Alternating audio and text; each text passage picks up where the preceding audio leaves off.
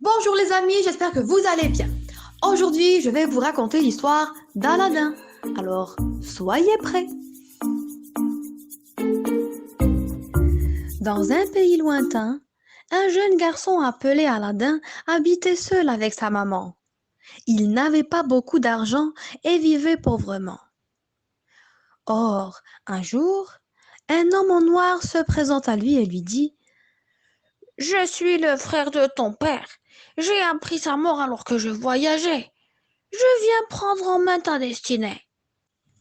Aladin, impressionné, suit docilement son oncle qui le conduit dans le désert. Celui-ci s'arrête devant l'entrée d'une grotte bien cachée et lui explique. Tu vois cette caverne creusée dans la paroi? Oui, mon oncle. Toi seul es assez jeune et svelte pour te glisser par son étroite porte. Tiens, prends cet anneau, il te protégera. Entre et ne reviens qu'avec la lampe que tu trouveras à l'intérieur. Aladin obéit. Une fois à l'intérieur de la grotte, il allume une torche.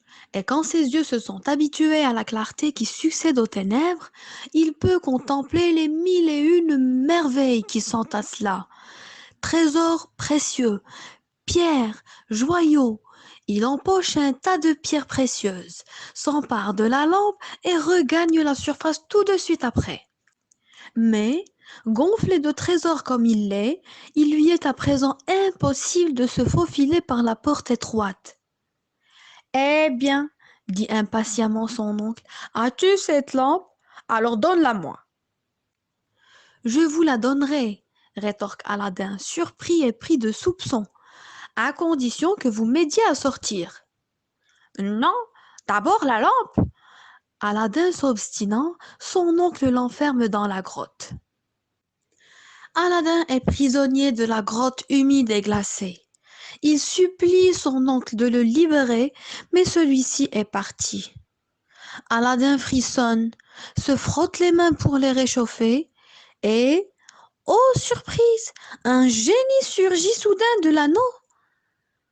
Ordonne, maître, et tu seras exaucé. Aladin demande bien sûr au génie de lui ouvrir la grotte. Et il reprend le chemin de la maison maternelle, tout content et tout fier de lui. Sa mère, qui s'était inquiétée, le voit d'abord arriver avec soulagement. Puis, quand Aladin tire de sa poche les pierres précieuses et la lampe, elle ne peut dissimuler son ravissement. Mais cette lampe est bien sale, dit sa maman.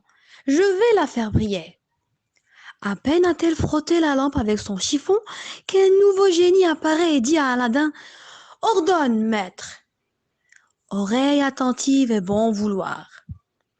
Et il comble aussitôt Aladin et sa maman de richesses inouïes. Désormais à l'abri du besoin, Aladin aurait connu le bonheur si au cours d'une promenade, il n'avait croisé le palanquin de la princesse Badroulboudour. Il n'a pas posé ses yeux effrontés sur la délicieuse fille du sultan, qu'il tombait perdument amoureux de tant de grâce et de beauté. Oui, son cœur est pris.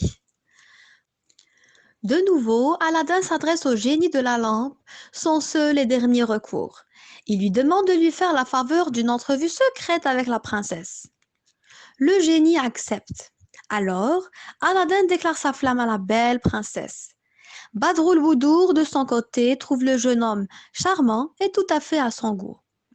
Si mon père y consent, déclare-t-elle en repartant, c'est avec joie que je vous épouserai.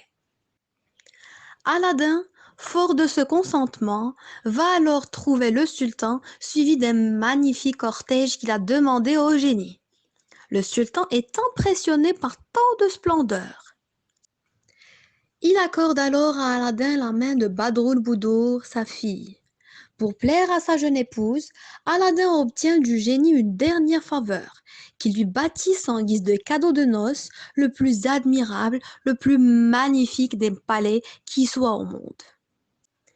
Et Aladin, acclamé par le peuple en liesse, épouse sa princesse au cours de noces dont l'éclat éclipse les plus grandes fêtes que le royaume ait connues.